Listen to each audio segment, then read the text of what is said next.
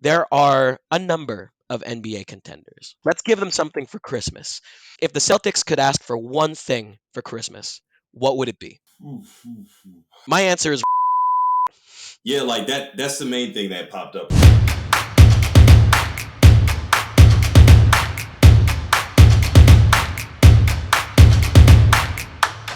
Yo, guys, welcome to another episode of I Got Next. Episode 8. And it's a holiday episode because my boy Juju is feeling festive. The Santa hat spinning. He ain't got no gut, but he's fat enough to probably count for the Filipino Santa that we all know and love. But unfortunately, guys, we are missing our boy Tomer, but we're gonna rock. You know, it's what we do. that's fine. I was gonna give Tomer Cole anyway this week. Um, Cause okay, so I want to open this up. It wasn't you; it was primarily Tomer that came at me for being very intense last week about Zion. You set me up too with that start bench cut BS with AD, Joel Embiid, and Zion, trying to get me exiled from Philadelphia twice over. Here's the thing, Jer. I was doing some comparison studying over the past 10 games, just for something that I wanted to give to you and Ferry for you later this episode. And Zion Williamson, um, as of the most recent rankings, the NBA has answered my prayers and have given him the 10th spot in the MVP ladder uh, after last week. However, of the top 10 MVP candidates that are on that ladder, Zion is the only one over the past 10 games, 8-2 record for the Pelicans, by the way, um, that does not have a single other scorer on his team in the NBA top 50 points per game listing outside of Luca because the Mavericks are It's trash the outside of Mavs. Luca. We can leave it at that. It's the Mavs. But all that to say, the narrative last week around my overhyping of Zion was like, oh, like the Pelicans are like really good too. Like, especially Brandon Ingram, CJ McCollum, they're both gone. His second leading scorer over the past 10 games has been Trey Murphy. Let's talk about it, Jerry. I need to rehash this before we get into anything else. Well, for starters, before we even kick into what you're really asking me, you cut Joel Embiid for Zion Williamson when the guy is now leading the league in scoring now. Of course I set you up, and you cut him. That's fine. You cut. That's fine. You cut. That's fine. All right. That's fine. Anyway, yeah, me and you were kind of on the same type of wavelength last episode. Right. I think Zion is as good as they come in the league. I'm not ready to say that he's a top 10 player probably until the season is over, but so far as this is rolling, he could be a top 10 MVP candidate because he's putting up numbers on the best team in the West right now, even though they got blown out by Utah on December 13th, because that was kind of embarrassing. But hey, it's cool. Mhm. Like you mentioned, Brandon Ingram is I won't hold him. a No, I said we're cool. oh, okay. We're cool. I ain't holding him. Cool, yeah. Brandon Ingram has missed a lot of time. Obviously, Right. that's the main reason why he doesn't have another efficient score, or at least 18 to 30 points a game you can get from Brandon Ingram on any given night. CJ McCollum Right. has played, but he hasn't been exactly as healthy as he'd like to be. So we're seeing a more watered down version of what CJ could probably do, since it looks like right now he's just toughing Sure. it out. So I give Zion his Sure. props. The dude is a man amongst boys. He's a walking poster at any given point in the game. And not only that, but he's a pretty damn good playmaker.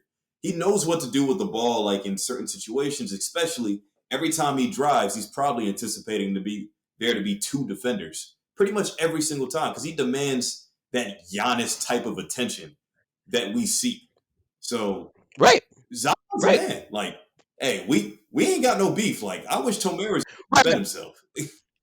Right. Okay. If I could just have one more thing before we move on from this, because this is one of the larger topics that I did want to discuss. I emphasize team success with my start bench cuts, right? Individual stats are fine. Kevin Martin's a fine player, but individual stats don't mean jack all when we're talking about starting, benching, and cutting players in the NBA. You want to lead your team to wins, right? Joel Embiid is the leader of the Sixers. No. Correct. Over the past 10 games, the Sixers have had Tyrese Maxey and James Harden on the roster. No. Correct.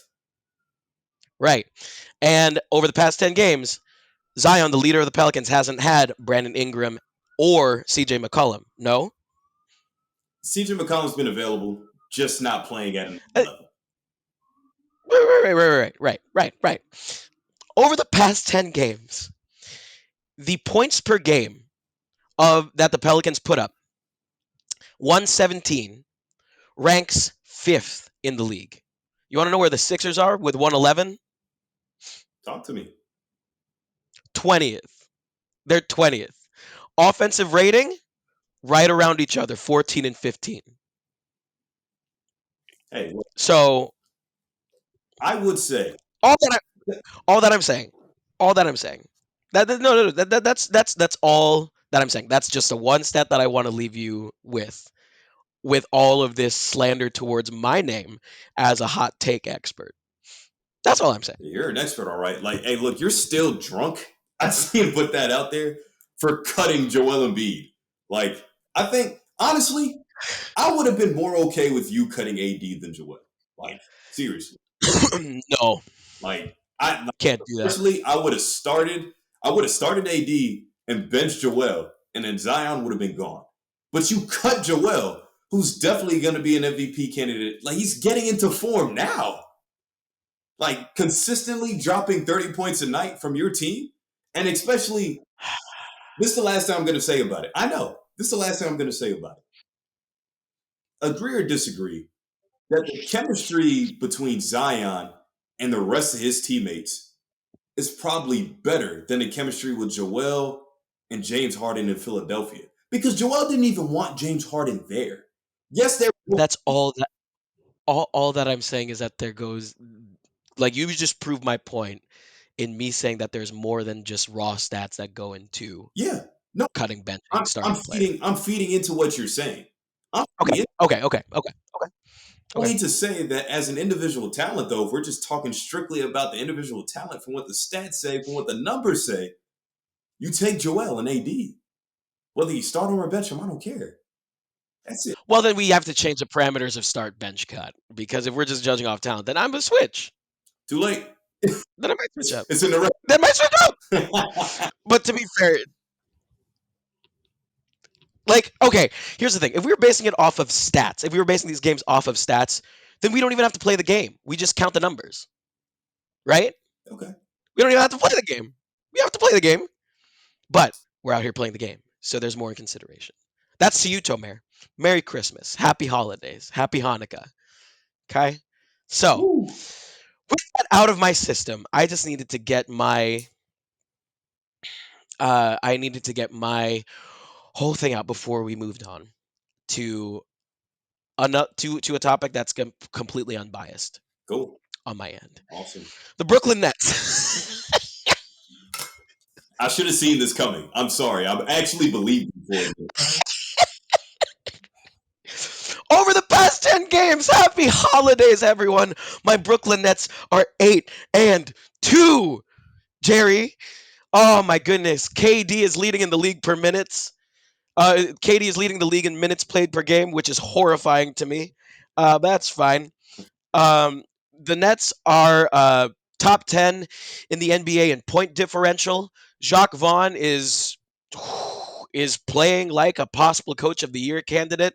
What say you about my Nets, Jerry? Let's talk about them real quick. I want to get your assessment. Well, you remember at the start of the season, no, forget the season. At the start of this podcast, when I said I am too nervous to pick the Nets as my favorite, but damn it, Right. I would not be surprised if they happen to come out the East because everybody's Okay. healthy and everybody's rolling and there's no drama. We had our Okay. episode with Kyrie Irving, right? The whole Yep. debacle with We the did. anti-Semitism stuff. Like, I'm glad that shit is over, and I'm glad he just owned up to it and apologized for all of that BS. Mhm. KD had his drama in the summertime with, I want to go play in Phoenix. I want to go play in Miami. Well, guess what? He said, I'm going to come back and play because at the end of the day, he just wants to hoop. Kyrie understood that as well. Now he's just playing basketball. Ben Simmons is still in and out of the lineup, but when he does play, he's not a bad defender and he's still not a bad playmaker or rebounder. What we expect. Right. So this 8-2 thing are people that were just slicing the Nets out of the whole playoffs or whatever it was for people. I was never on that bus because talent Mhm. eventually is going to come together. And even you jumped on your own Brooklyn Nets' head about how they're probably not going to do this and they're probably not going to be a playoff team. We might be a playing team. Whatever the hell you said in the first episode, even midway through, you were killing them because of Kyrie Irving's bullshit. You were the Nets fan, and I had more faith in your team than you did. So, okay. So to that, I want to ferry this question to you. Okay. Whose fault hmm, who do we give the credit to for the Nets turnaround right now? Who?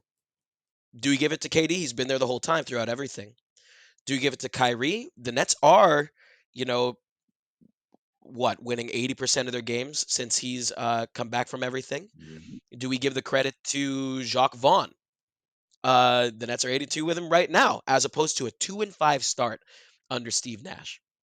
Not to sound like a cliche, but you kind of do give it to everybody. Like, Okay. I'll hit everybody on the head right now, real quick. Yeah, no, please, go on, go on. Steve Nash, I was never a big proponent. I think in order to coach superstars, but let alone two of the most controversial ones in KD and Kyrie, Mm-hmm. it takes a different type of skin to do so. Steve Nash clearly didn't have that skin. No disrespect to him. I think he should have inherited a younger team somewhere else. Like a Sacramento job that opened up before, maybe that would have been something he took instead of Luke Walton. Mm-hmm. The past 2 seasons. So Jacques Vaughn definitely is an improvement. He's been in the league for years on benches. He was a head coach at one Mm-hmm. point. Jacques Vaughn knows what the hell he's Mm-hmm. doing at this point. Even if he never had to coach a Mm-hmm. star necessarily. Nikola Vucevic was probably the best player he's coached up until he got to Brooklyn. Now, Mm-hmm. moving on to Kevin Durant. Again, the guy just wants to play basketball. He realized that all that outside distraction shit happened in the offseason, and he left it there.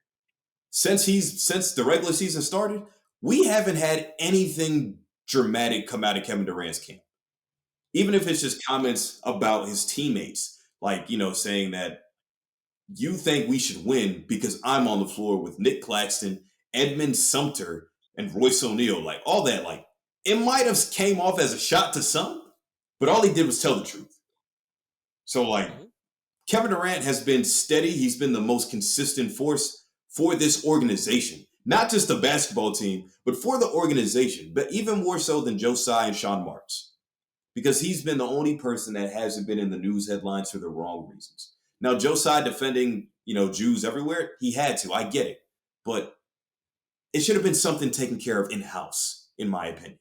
If they asked for his personal comments, then cool. You did the right thing to say that, but still should have been kept in-house. Now, for Kyrie Irving, the most questionable character out of this whole saga, he's finally just playing basketball. Kyrie Irving's not an anti-Semitist. He doesn't hate Jewish people, as he stated. Yes, he should have just apologized to begin with, because I do think the laundry list of chores was very excessive and unnecessary, might I add. But he did it. He took care of business, just like the grown man that he should be at this point in his career. And now, even with falling out with Nike, which I know hurt him to the core, because that's Kobe's brand as well. So I know that hurt him a little bit, but he's still rocking the shoes, just putting duct tape over them or whatever it is. He might be signing a new shoe deal with New Balance soon because he's still a very, very talented basketball player, as you or nobody else ever denied. But now it's just drama-free basketball that's being played. And the team is playing better because, hey, when I am on this court, I am a top 5 point guard. Let's not get it twisted. I am that good. I am that talented. Mhm. And that's what he's shown us. So everything's coming together now because there is no more drama. So this is what I envisioned when I said that, hey, they might be a sneaky team to come out. I think Milwaukee or Boston will beat them, like, or I would have them ahead on my betting favorites to come out the East. But if they're rolling by the time the postseason comes around, Kevin Durant could be the best player on the floor in any series he plays. So, Mhm. yeah, the cliche answer is it's all of them. But every piece just So been fitting together so far. it's good that you say all of them, Jerry. And real quick, I like do not cast any aspersions. I did blame Kyrie Irving. You did. And I also blamed Steve Nash. I'm really glad, or no. I'm really mad that Tomer's not here because Tomer really came to bat for Steve He Nash. did. And that really made me mad. I'm like, listen, I get it. He's a good point guard. No, he was a great point guard. No, I mean, I have Jason Kidd bias from the mid 2000s.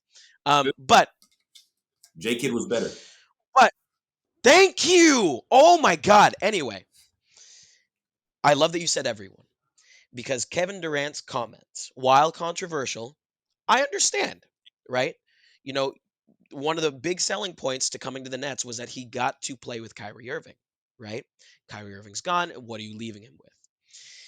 The reason why I love you said everyone is because the Nets, while their offensive rating is like really, really good now, their pace is top 10 in the league over the past 10 games. You know what else they're top 10 in the league in over the past 10 games? Defense. Blocks. Nick Claxton is third in the league in blocks per game at 2.6. And Kevin Durant isn't far behind, 17th in the league. And not to mention that Cam Thomas is growing up before our eyes after beating a Pacers team that's playoff bound 33 without KD or Kyrie. This Nets team is having everyone play. Kyrie is still like doing his thing, like over 20 points a game, doing his thing, but everyone is contributing. Yuta Watanabe, I have my jersey coming in the mail right now. Merry Christmas to me. But I love that you said everyone because these past 10 games have been crazy for the Nets. So, going back to the Pelicans real quick, I want to talk about the NBA's newest rivalry while we're here. Um, you had that dust up. Zion Williamson probably had one of the best in game dunks in NBA history. I would say like top 20 all time in terms of difficulty in game, right? Obviously, no one was there. You know, 2.5 seconds left. Chris Paul probably has a map to the Pelicans locker room at this point That as well. was low. Hey. I mean, so is Chris Paul. I can't talk. I'm 5.5 feet tall. Um, but are we witnessing the birth of a new NBA rivalry, and how long does it last? Uh, you know, for teams to really have a rivalry, like obviously there What's your criteria for a rivalry, Jerry? I think there has to be like, some bad blood. And I guess that was Hmm. kind of created from the first round series where the Pelicans almost beat them with no Zion, right? And maybe in Hmm. Phoenix's head it was like, oh shit, like this team's coming, but Hmm. I think there has to be something at stake. And I guess for that, it was to advance into the playoffs, right? But Hmm. the second thing is players on both sides, like after every game nowadays in this day in NBA, oh yeah, like the Lakers losing to Boston in overtime. Bron walks up to Tatum, daps him up, embrace, blah, blah, blah. Every player does it after the Right. game. I don't want to see Right. like I want to see like DeMarcus Cousins pulling IT away from dabbing up Chris Paul. I don't want to see any type of camaraderie like after the game. Like maybe you could Hmm. like do a respectful like fist bump, like hey, good game type of thing. But I'm not even gonna look at you in your eye. Like if I do, it's gonna be like fuck you, you bitch, like Hmm. Larry Bird to Michael Jordan type style. You know, Hmm. Hmm. Hmm. Hmm. I I guess it could be considered the NBA's new rivalry because it is the Western Conference and Phoenix was the top team before the Pelicans kind of Right. surged up, right? And then Right. Paul elbowing Jose Alvarado. Like I'm kind of on the fence, but I guess I'd lean more towards yes, just because I know Okay. Chris Paul hates Jose Alvarado guarding him, and he gets locked up by an undrafted agent. And that's probably Hmm. embarrassing, especially for a Hall of Famer. Obviously, I think what we really need to be talking about for Phoenix is, did they get the Kardashian curse? Because Booker just broke up with old girl. I don't keep up with that stuff, okay? But I know he was dating some Kardashian, and now it's rumored that CP fucked Kim. So maybe things are just going haywire right now. I don't know, but yeah, it's Okay. a rivalry. Right. My criteria for rivalries in any sport are, I think, two or three things. Both teams have to be good. Yes, Both teams have to have petty ass menaces on each side. And then both teams have to have had multiple incidents between one another. Okay. So, criteria number one: Phoenix and New Orleans are two of the top five teams in the West. Honestly, you could make an argument that they are currently the top two, right? Grizzlies might have something to say about that, obviously, but I digress. yeah, Chris Paul creates an outwardly toxic environment anywhere he goes. The Clippers were a menace with him, and the Thunder were low key a menace with him. The Rockets were a petty menace with him. I now Phoenix is a petty menace with him. And then you have multiple incidents where he and Jose have gotten physical with one another. Pause. Um, and you basically have a Latino Pat Beverly and Chris Paul, one of the angriest dudes in the NBA, guarding each other, playing against each other, and then on top of that, multiple incidents. Let's be honest, Jer. If you were up 9 on my team and you pull out a 360 windmill with 3 seconds to go, I know clock's still going, but that's a petty move. Come on, that's like, it it's not the game isn't officially over, but that's kind of bad form in the best way. So my next question, I guess, then is how long does this last? Like, for example, do the Suns stay this good after Chris Paul leaves? And like, whether in trade, free agency, or retirement, do they stay this good enough to keep pace with the Pelicans to keep this thing going? as currently constructed, if CP were to leave this roster, I would say no. Like Okay. The Suns will decline way before the Pelicans do because they don't have a replacement Right. at point guard. Campaign is not the answer for the future of the Suns. Campaign's not the campaign's also low key petty too. He is. Um, Same as Devin Booker, but it's like light skin behavior petty. Like he does some corny stuff, man. Really, Um, really, everybody on that roster has this little edge to him, and you know that's the CP effect, right? Like CP might be a gnat, but I like that mean, gritty. Like, I love that. yeah, like Yeah. I think they say every team needs that dog on their team. Like if they're actually Yep. trying to compete for a championship. Yep. CP's never won one, Yep. no, but he's been a dog his whole entire career.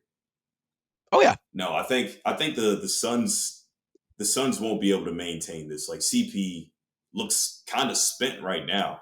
Like I don't think his Hmm. legs are up under him yet at this point in the season. Right. Being like Right. 37 plus, it's kind of hard, especially at the point guard Right. position when the guys are Hmm. super electric. And like the Hmm. position is way different when he came into the league. And if he was in his prime, then yeah, CP would be fine. But he's Hmm. 38. Like, and he's having trouble with Jose Alvarado, the Latino Pat Bev, as you just said. Like, that's a problem. So no, this thing probably lasts like as long Patricio Beverly. as long as long as CP lead that like when he retires, this rivalry is over because the Pelicans are getting Right. better. Right. Okay. Okay. Um, glad that I got that out of my system. I love the pettiness of how many NBA players are having right now. Yeah, Anyway, so one more big piece of news before we play some Christmas-based games with you, Jerry. Holiday-based games. awesome. Um, I want to talk Rookie of the Year, and I want to talk Cade Cunningham.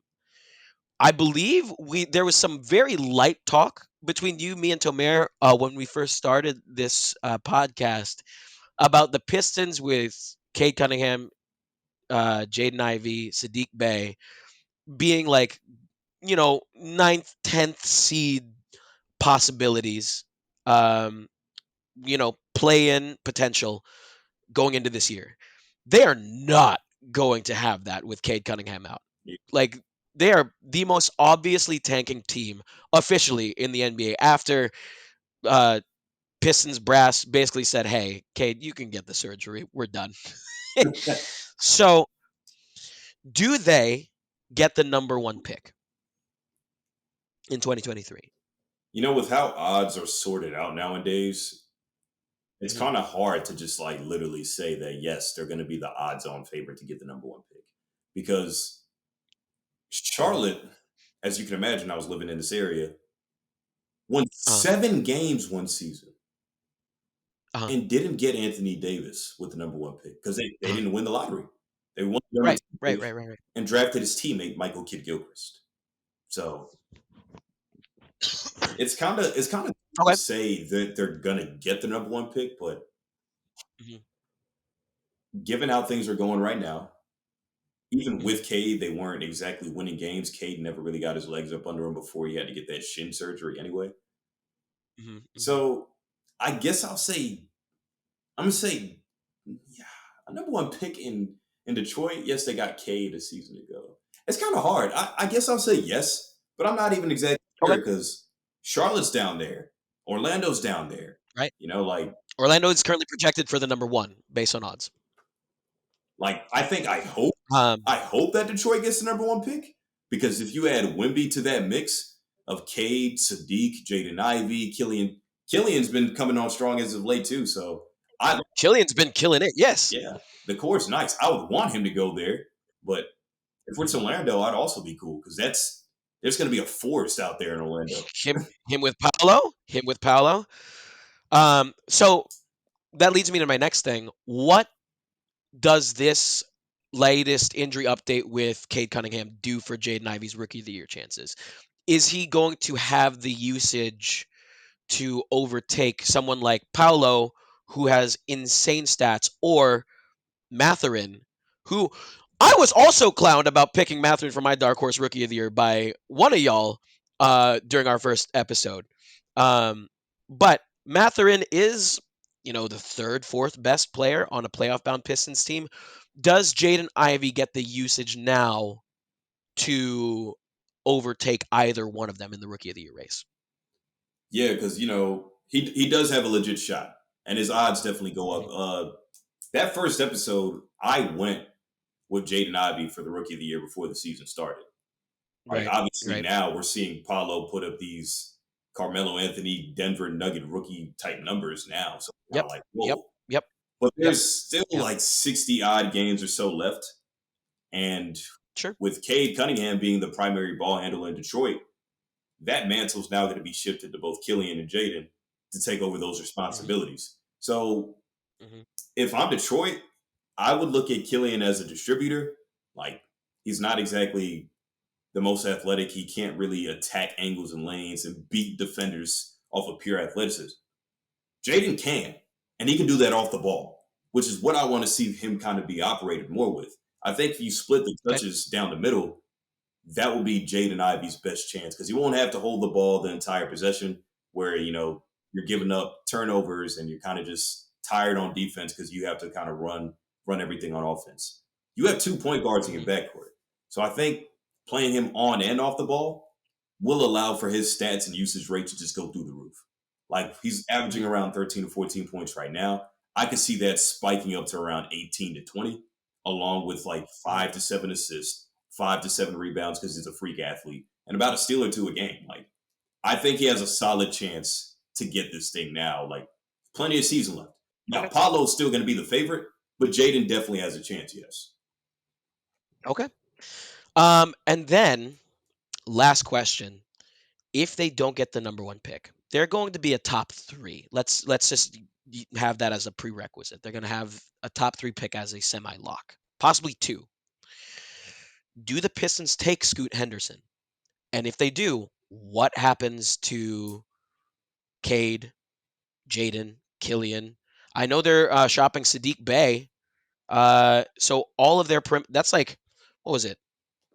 That's already 4 or 5 perimeter scores. Do they try to go like Warriors death lineup with Scoot? Like very, very, very like small ball? Like and have uh Cade and Sadiq like manning the 4 and 5 and just being, out rebounded into the moon? What happens?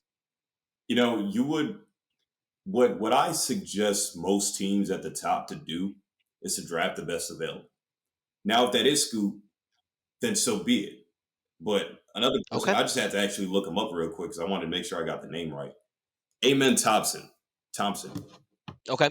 Yep. is a 6'7" freak of nature. Now, Hmm. especially in today's NBA, fours in this league are around 6'6", Draymond, to about 6'10". Right. So that small ball Right. stuff is like it's the trend now. This is what's popping. It's what's hot. I think if I'm Detroit, I would split my options between those two guys. Now, Scoot Okay. could definitely provide some perimeter scoring for the team, especially if Jaden fails to thrive in this role that I just mentioned, of playing off the ball or playing Mhm. on the ball, whatever it is. I think Scoot will be just fine coming in and sliding in at that two guard spot, especially playing off of Jaden, off of Cade, because Cade's more the facilitator anyway, right?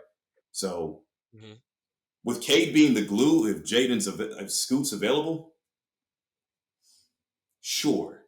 But I am kind of hesitant because Amen Thompson is the only other guy in that draft. Those top three, and Wemby, Scoot, and Amen have been the three that I've been looking at the heaviest because that's probably going to be the projected top three. So Okay. I'm a little on the fence, but I'm on the fence about everything today. That's good. That's good. Like, it's good Okay. conversation. But I'd probably say yes to draft Scoot, to draft Okay. the talent. So you take them over like Greg Jackson in South Carolina, Nick Smith. Nick Smith is like this like this microwave, like this elite microwave in Arkansas. And then Greg Jackson is he's a very smooth like 6'9".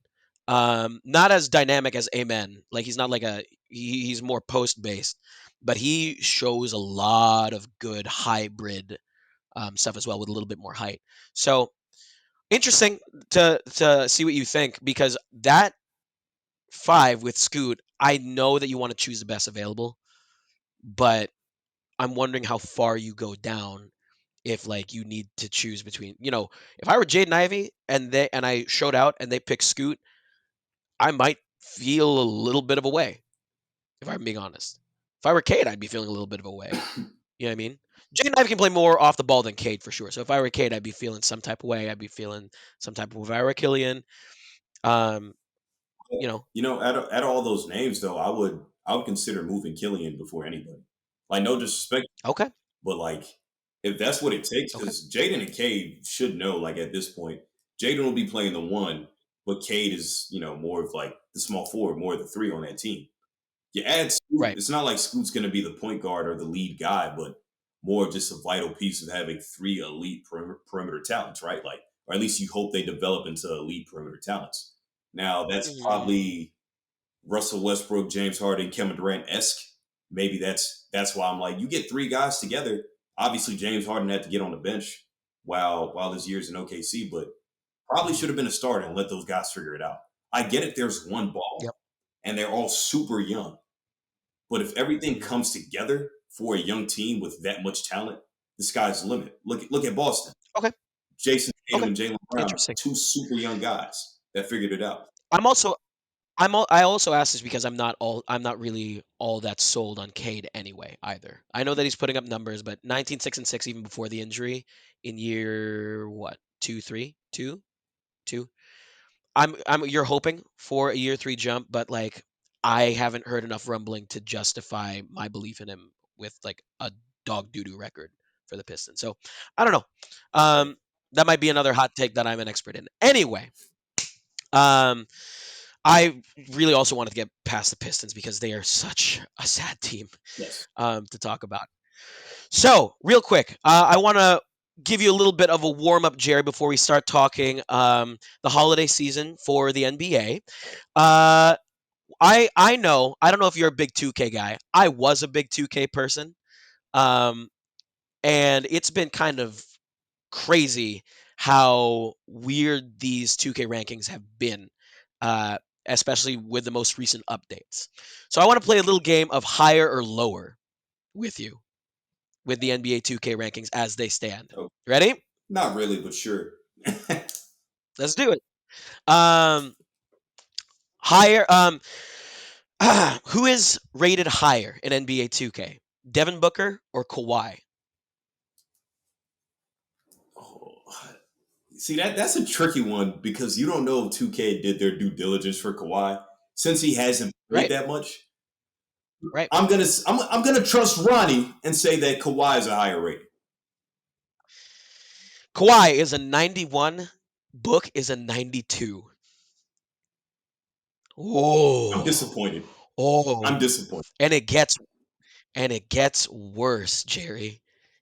I you know what, I'll give you an easy one. We'll do an easy one. Um, high. Who's higher? Who's lower? Shea or Dame? Uh, I feel like these are all trick questions. These aren't easy. uh, damn. I said easy. I said this is an easy one. Is it Damian Lillard? Because he should be, or is it Shea?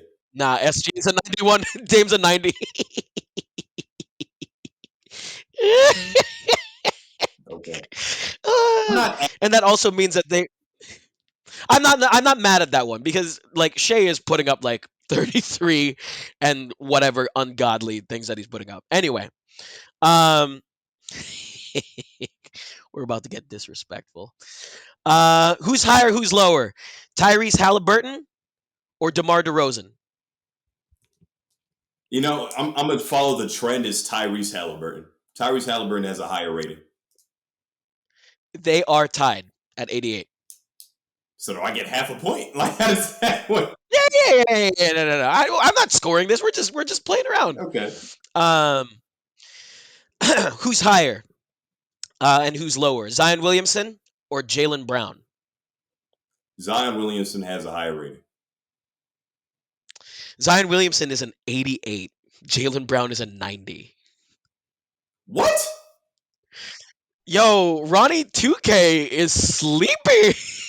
I need to get on the phone right now. That's crazy. Huh? I need to Uh huh. call Ronnie. Uh huh. Uh huh.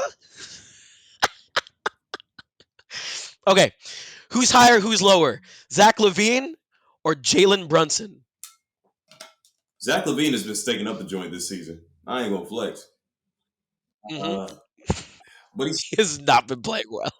but this is still like a good one because Jalen Brunson is a good. I mean, listen. In New York, the Knicks have been on their own mini hot streak, and that's kind of to do with Julius Randle, like awakening 2021 Julius Randle. But at the same time, Dang, these are actually hard, dude. Like I see, uh huh. Call of Duty came out, so I kind of fell off in 2K. I'm not gonna lie.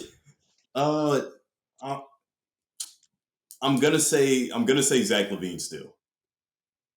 Okay, Zach Levine is an 85, and Jalen Brunson is an 86. What is this, man? Oh my goodness. Okay, I'm gonna give you one more. Um, we're gonna do hmm. Who's higher? Who's lower? Robert Williams or Jared Allen? Robert Williams hasn't played in seems like forever. It's got to be Jared Right. Allen. It's got to be Jared Allen. He was an All Star. Jared Allen. Jared Allen is an all-star. He is at an 84. Robert Williams is at an 85 overall. Yo, 2K's been Zach Levining all over their stats, man. Happy holidays, Jerry. That was fun for me. All right. So, Jerry, Christmas Day games coming up. We have 5 games on the roster. I want to know which one you're most excited to see. Can you run him? Can you run him to me? Some of the match. Yeah, so we have Sixers versus Knicks, Lakers Mavs, Bucks Celtics, Grizzlies Warriors, and the 10:30 p.m. headline is Suns and Nuggets. Which Christmas game are you most excited to play Suns and watch? four. Now I'm playing. I am honestly, I'm feeling the Bucks Celtics. Just like how Okay. we've been harping on this entire time.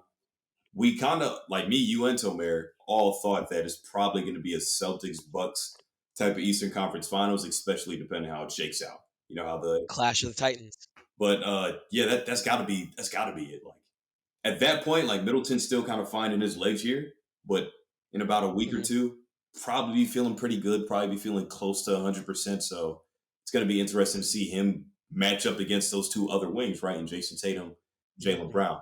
Giannis is still going to be the best player on the floor. Can Boston actually slow him down? Robert Williams is supposed to make his return sometime before Christmas. 85 overall. 85 overall. That's better than Jared Allen. Like, hey, that's a good debate, but And Evan Mobley. and Evan Mobley. The guy, hey, Robert Williams is Hmm. great, but he's just been hurt so much. I thought they would have gave Jared Allen the nudge. Anyway, Oh, and DeAndre Ayton. I don't even want to talk about DeAndre. I that's one of the guys I probably have beef with. We should be. I come to bat for DeAndre Ayton, man. I don't mind DeAndre Ayton. I'm not talking about that. We're talking about Boston, Milwaukee. Robert Williams should be making his return and might possibly be one of the primary guys to try to slow down Giannis. Like that Mm, wall that the Toronto Raptors kind of made in 2019 to beat Giannis, it only mhm. works when you actually have a shot blocker in the back. So every team Right. tries to form that wall, right? Like we seen, hell, they played Golden State not too long ago, and Golden State got ripped to shreds trying to build that wall because there is no shot blocker in Golden State, as good of a Mhm, defensive player that Draymond Green might be. Boston is an mhm, elite defensive team. We know about Marcus Smart, Tatum, Brown, Malcolm Brogdon, even all those guys play elite defense. They're all great defenders. But that wall doesn't mean shit if there isn't a back line to actually defend that. So that should be a fun one. And watching him match up with Brooke Lopez, I think that's as good as it gets right there. Like that's Okay. that's a finger licking matchup right there. Like I am looking forward to that. Like seriously. I want to see a clash. I want to see a clash of the Titans. But here's the thing. One of my hot takes is that one of my hot takes is that I'm not the biggest fan of like really smooth wings. I don't really like watching them play. For me, like I really want to. I would rather watch like the mid 2000s Suns than like the 96 Bulls because it's just MJ backing down like fadeaway after fadeaway after fadeaway after fadeaway and smothering defense. I want to watch greatness, but it's not like glued to the TV like dynamic for me. You know what I mean? I got you.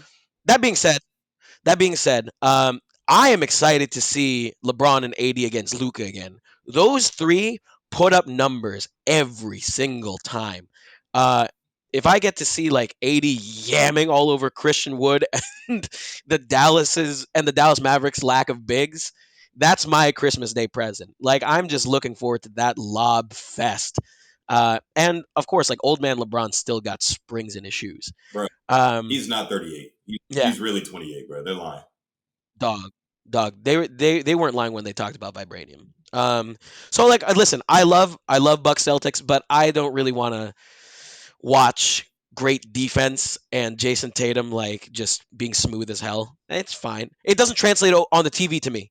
It doesn't translate on the TV to me. Like I underrated how exciting KD's game was until I saw him in person because I don't think the smoothness translates over the TV from my eyeballs.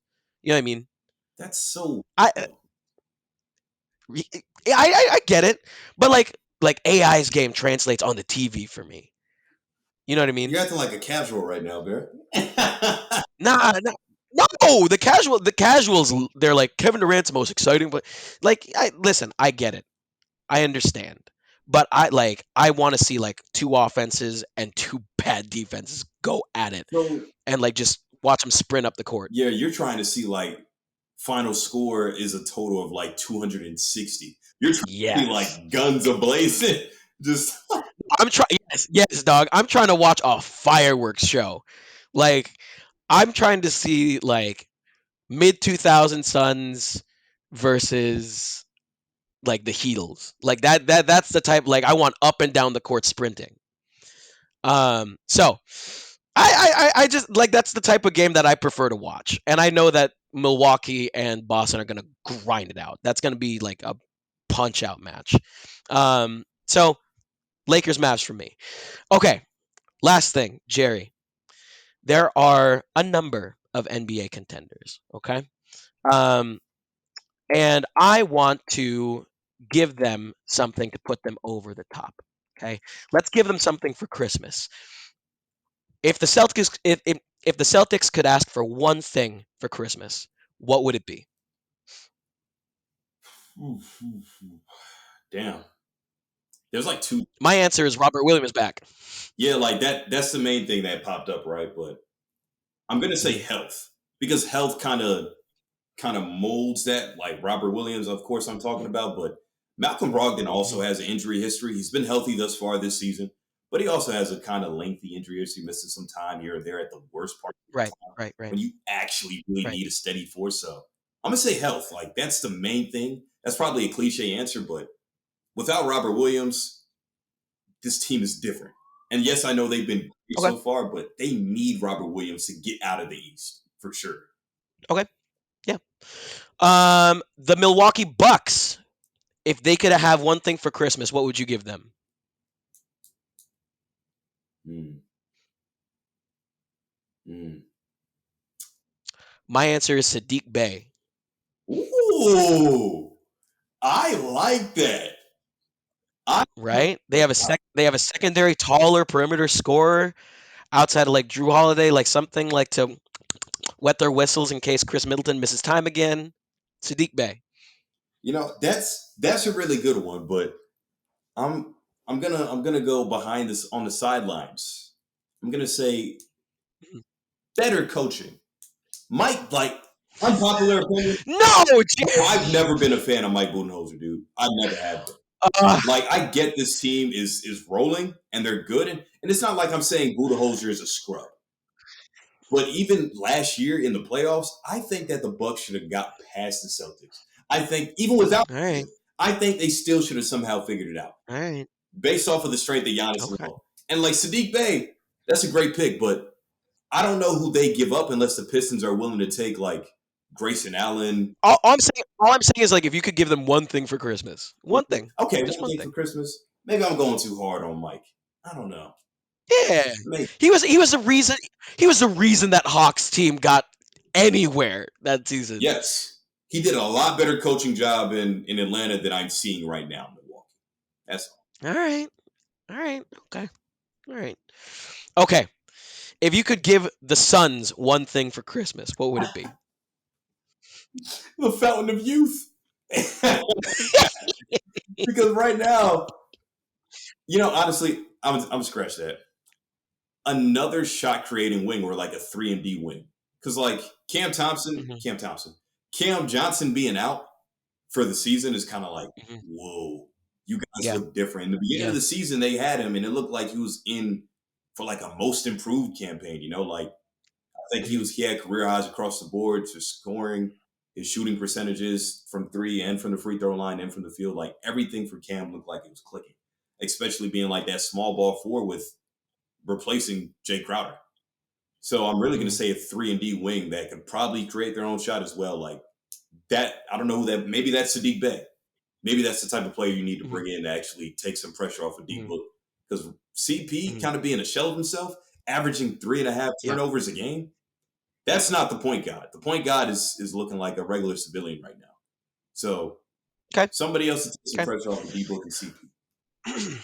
I'm going to say a short-term consulting contract with Akeem Olajuwon. Olajuwon is known to like train players like individually. So if they can get him on like the training squad, DeAndre Ayton will unlock all of that ungodly potential that he has. His draft profile read him as a traditional center that runs and jumps like a gazelle. If that can be unlocked by Hakeem Olajuwon, they're not going to let him go. They haven't let him go yet, so why not try to invest in him? Let me give them, a couple 100,000 to like throw Hakeem in there in the gym for a couple of days with DeAndre Ayton to get that mentality up. That's fair. and to get his post game. The dude coming out of the draft was compared to Joel Embiid. I'm not seeing Hmm. Joel Embiid in DeAndre Ayton right now. Hmm. Okay, so we're gonna lower the temperature a little bit for teams that we want to give them something for Christmas that can make them a top 4 seed. Okay, they're kind of on the bubble right now. Okay, so if you could give the Warriors anything for Christmas, any one thing, what would you give them? So, like I mentioned before, shot blocker. I think that's like the main Mm, thing that they need. Like, I'm not really worried about them struggling out the gate so far this season. Offensively, they're going to figure it all out. Wiggins is also hurt, and that's a big part of their defense. But if they were able to get a shot blocker, like when they had Andrew Bogut in those 2015 and mm, 16 finals mm, runs, like that made a difference mm, somewhat on how they were able to guard LeBron James. mm, Because they like to funnel LeBron. Everybody likes to try to funnel LeBron. Yes, I get it. He's probably going to finish over shot blockers anyway. But that's mm, definitely going to mm, help if they actually add a mm, viable shot blocker and a rebounder. mm. So, like, just a good Okay, overall defensive big is what they need. okay, okay. Um, I am going to say I want to give them 3 months of goodwill from the Golden State fans and faithful, so that they can trade away Draymond and Clay for something of value. After last Just episode, three we months, just talked about how those two. 3 months of grace. Wow. 3 months of grace. Well, I mean, no, no. The thing that's holding them back is that they're career warriors. But 3 months of grace, Okay. just let just.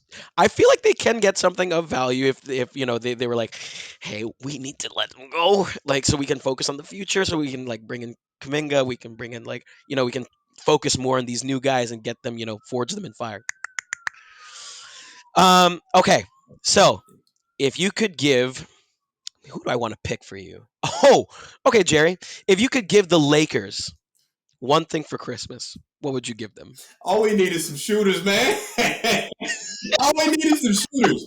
That's literally the Lakers just like Lonnie Walker shouldn't be the leading 3-point shooter at like 34% on the squad, bro. I need high 30s, like low 40s, like mid to high. Okay. Like you need a shooter. That's it. I th- what if I gave you like a 3 level shot creator? Like a if the piss. What if I just said take Sadiq Bey, have him for Christmas? He's not a shooter, but like he's a shot creator. I would prefer Bojan Bogdanovic out of Detroit for the Okay, Lakers, for the Lakers specifically okay, over Sadiq Bey. okay, Because I don't even think they okay. really need a super shot creator. And Bojan can do both, but he was a marksman in Utah and he's having a career Hmm. season in Detroit. And I don't even know why he's there. Like, like it's just being wasted. That's why he's such a Hmm. hot name on the trade market right now. And it's between the Lakers and the Knicks to Hmm. get him. The Lakers can get him. Some of these wins that we just keep giving away, like they should have beat Hmm. Boston. They should have beat Philadelphia a couple of nights ago. But maybe getting Hmm. a better 3-point shooter than 34% would help out this team tremendously. You don't even Okay, need like five. You literally probably need 1 to 2, and it changes everything okay, dramatically. okay. And then last one, if you could give, I'm gonna keep the pressure on you. If you could give the Hornets one thing for Christmas, what would that be? You can say Lamelo Ball's health back. Nah, that's too generic. Uh, Forgive me. Go ahead. Go ahead. It might just be time to pack it in. I think at, at this point this season, to try to save this season, and this is just Right. me being a realist. Like, Mhm. I'm a reporter. I'm meant to report what I see and how I feel about the Mhm. current status of the team. Mhm. Even with Lamelo Ball on this roster, Gordon Hayward is still hurt Mhm. anyway. Mhm. I Mhm. can't really see the Hornets making the postseason. If they do, Okay. they're going to be a playing team, and if they make the play-in, they're probably going to be a 10th seed. So they have to win two Mhm. games to try to capture that elusive 8 seed. I don't know if I Mhm. see any of that happening, especially when Okay. we have the second lowest win total in the Eastern Conference tied right there with Detroit, who we've been talking about all Mhm. all podcasts. Like, I think you just pack it in, hope to get the number one pick, and if you don't, there's tons of other talent that we just mentioned earlier in this episode that they can pick up. Like, obviously, you definitely want Wimby. Wimby's gonna Mhm. Lamelo and Wimbenyama. Pick and roll is gonna go Mhm. crazy. Pick and pop is going crazy. Anything they do with those two, this franchise is gonna be circled on everybody's fucking calendar to Okay. probably even attract free agents. So I think they kind of just need to pack it in. Like, I know Adam Silver doesn't want tanking to happen, but damn it, they Mhm. have to do something. Because Mhm. I'm sorry, I'm going off on a tangent. This is the last thing I'm going to say. That's fine. That's fine. For years now, the Hornets haven't been good enough to make the Mhm. postseason, and they haven't been Mhm. bad enough to get a lottery pick, a high lottery pick. A lottery pick for Mhm. us in Charlotte is like from Mhm. 9 to 15. We never get in that like below 8 stage where we can get a Mhm. really franchise altering guy. Because the most Mhm. of the time GMs look at the top 5 guys in the draft to be real difference makers, right? LeBron, Wade, Right. Bosh, Anthony, like that draft class are like, okay, these 4 guys, sorry, Darko, these 4 guys are gonna change our trajectory. Okay. After that, it's kind of Okay. like you're taking shots in the dark. Not everybody can get a Kobe Bryant at the 13th pick, or a Giannis, or a Devin Booker. Mhm. Like, Mhm. we got James Book Night. Miles Bridges panned out for us, but we saw what happened in his situation. I don't even want to comment on that. And then instead of drafting, we drafted Jalen Duran. And then we traded him to Detroit. And we got Mark Mhm. Williams, who's putting up 30 and Mhm. 12 in the G League, not on Mhm. the actual NBA roster. Mhm. Pack it in. Get a top 5 pick. If you miss out on Wemby, there's a lot of different names to look at. I'm wishing them, I'm wishing Michael Jordan just do better at his job here. Like, I need to see some Let me let me see if I can offer you something. Okay. talk to me. I If I could give the Hornets one thing for Christmas, it would be a trade package with the Magic centered around Terry Rozier, Wendell Carter, Bol Bol. No, not Bol Bol. Mo Bamba. And we'll say Cole Anthony. I would do it. Okay. I'd probably do it Done. because that's going to be an upgrade. Like, Yeah. it makes sense for both You need teams. you Terry's, you need multidimensional bigs, athletic bigs. and we're getting 2 of them, in That's it. Wendell and Mo. I'd be happy with that. There you go. It's not There you go. it's not Wembenyama, but that's a good No. consolation prize. I'd be happy with that. And then that's a viable trade package. If the Magic really think they have a shot at the number one pick, they can give away 2 of their bigs and 2 of their and like one of their guards that they don't necessarily need. They have R.J. Hampton and Jalen Suggs for God's sakes. So you know, just get one of those guys, get a couple of those guys out to you. So Lamelo has someone to fucking pass to. Okay. Very, very last thing. Tomer, I wish that you were here so that we could do our traditional team draft at the end of the show, but you are not here. So we're going to do a smaller version of that. Jerry, all of the Christmas games that are coming our way, I want to build a starting 5 between you and me. We'll draft them of all the players playing on Christmas Day. Okay. Okay. And we'll do a 6-man as well, just to make sure that everyone feels included. Okay, go ahead, Jerry. Uh, oh, you can beat a number 1 pick? Yeah, Give me Giannis. I okay, okay. Number 2 pick for me. I'm going to take. Ooh, You do I really eliminate. want to be that toxic? I'm gonna take Jokic. Jokic. Okay. Okay. That's that's cool. Give me Steph Curry. Damn it! I was hoping you'd forget Steph. Okay.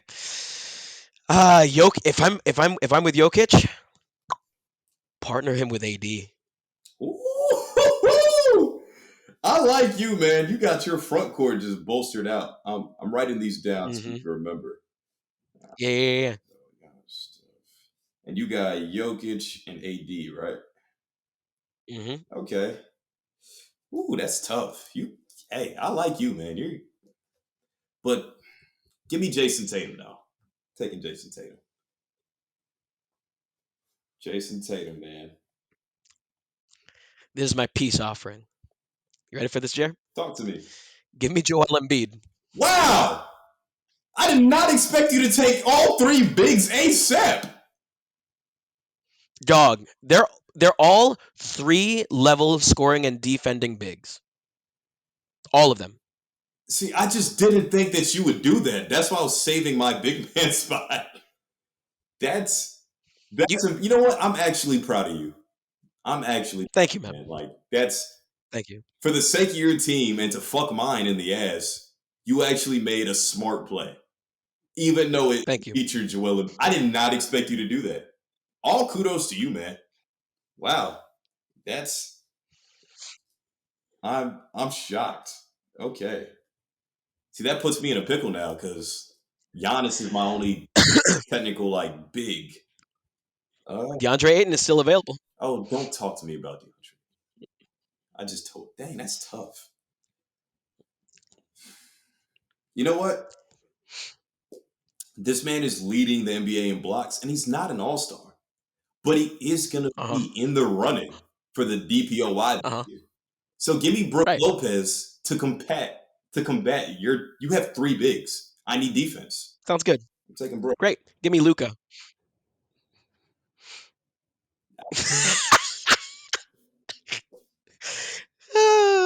So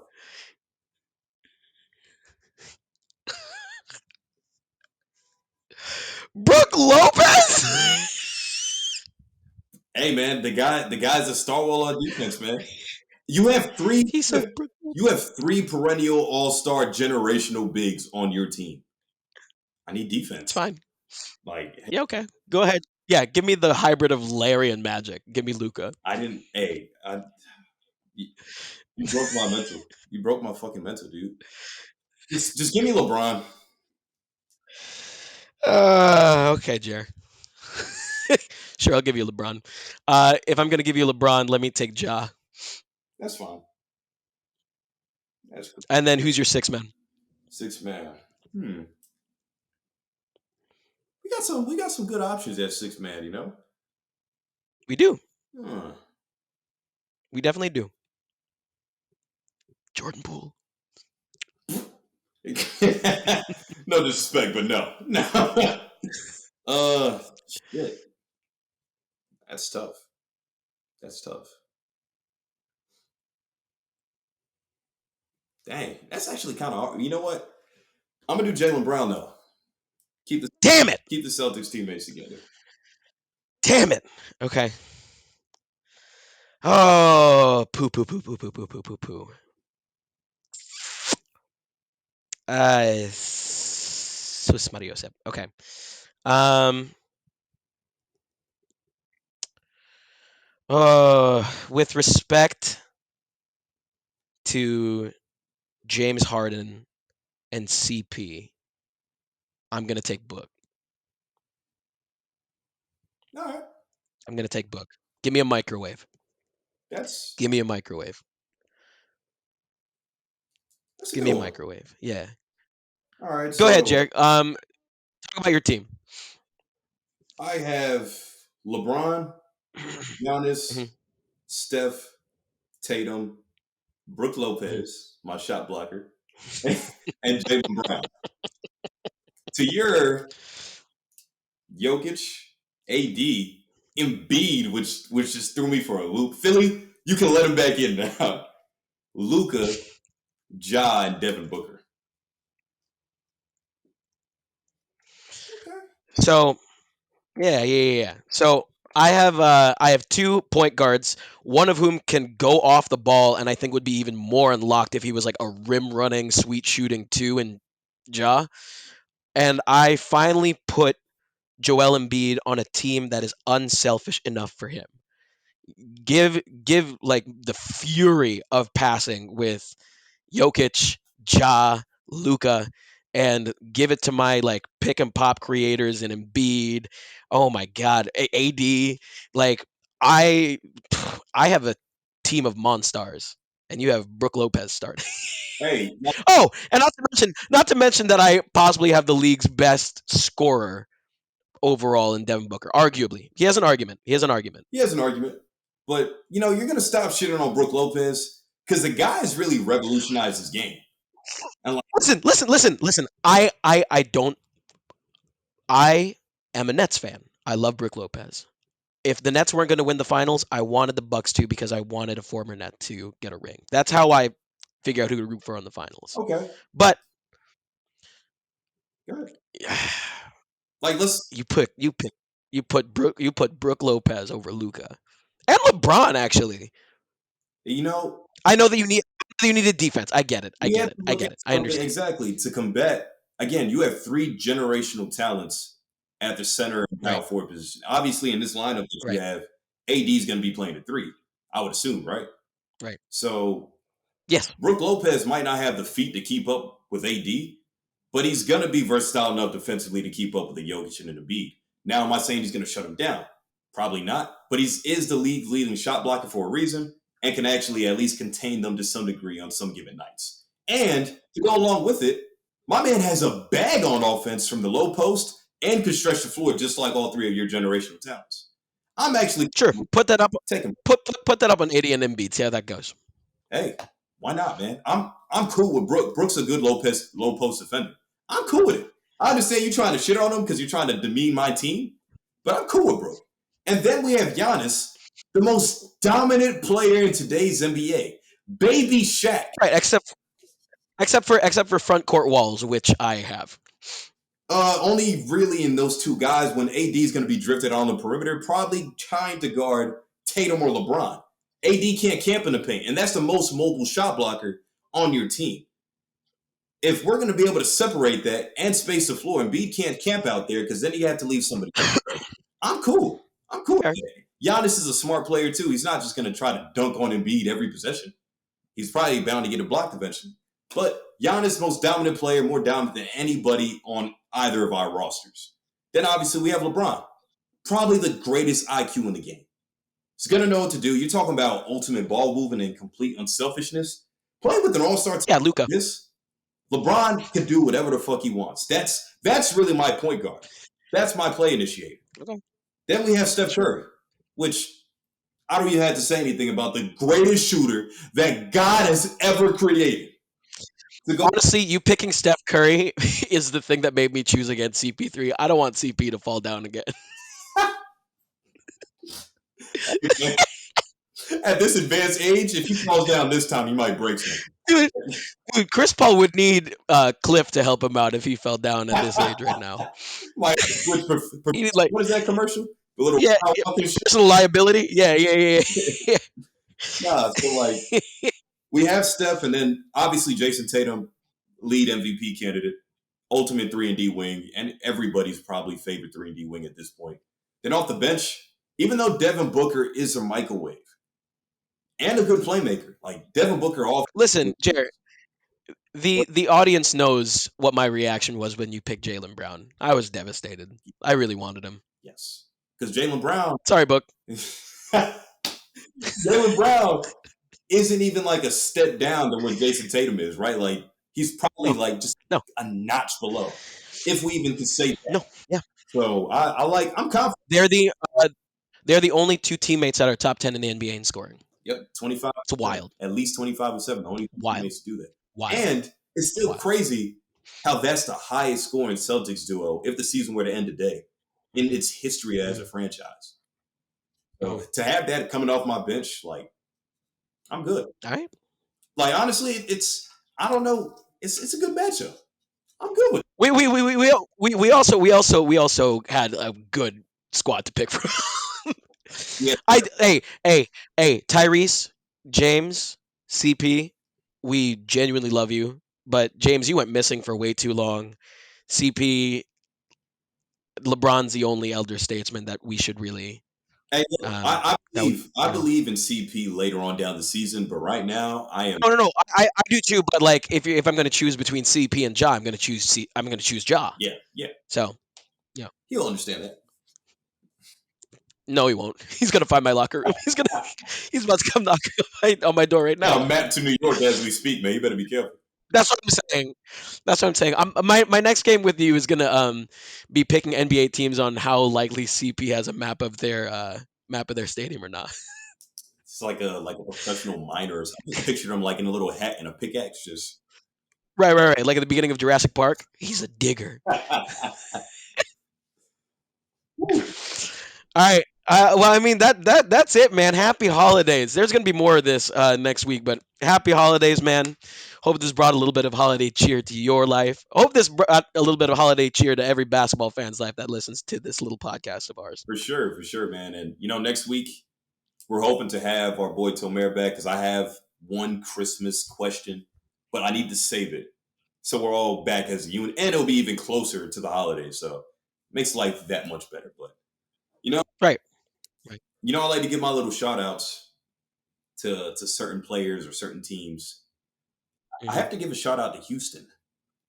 They're on a 5-game home winning streak, and they beat the Suns twice, and they beat the Royals. Hey, man, Changun, Changun Tomer, you're a prophet. Tomer's boy You're a prophet, dog. been balling, but your Filipino I Jalen Green has been hooping. So, like, my shout out this week definitely goes to the Houston Rockets because, hey, they're not exactly a team. my boy Jalen Green. Yeah, they're not a team penciled in to win the finals or anything, but they have a lot of really good young players. And guess what? One rookie that we didn't mention at all was Jabari Smith because Jabari is leading rookies in 3-pointers made right now. He's efficient. I got to give my props to everybody on that team. Stephen Silas, RIP to your pops, Paul, man. Greatest coach in the Charlotte Hornets history. Word up. Sad to see him go, man, but you're doing a hell of a job in Houston. You have to trust the process. Be patient, man. But that's it from Jerry and Juju, man. Thanks for tuning in to another episode of I Got Next. Tune in next week, baby.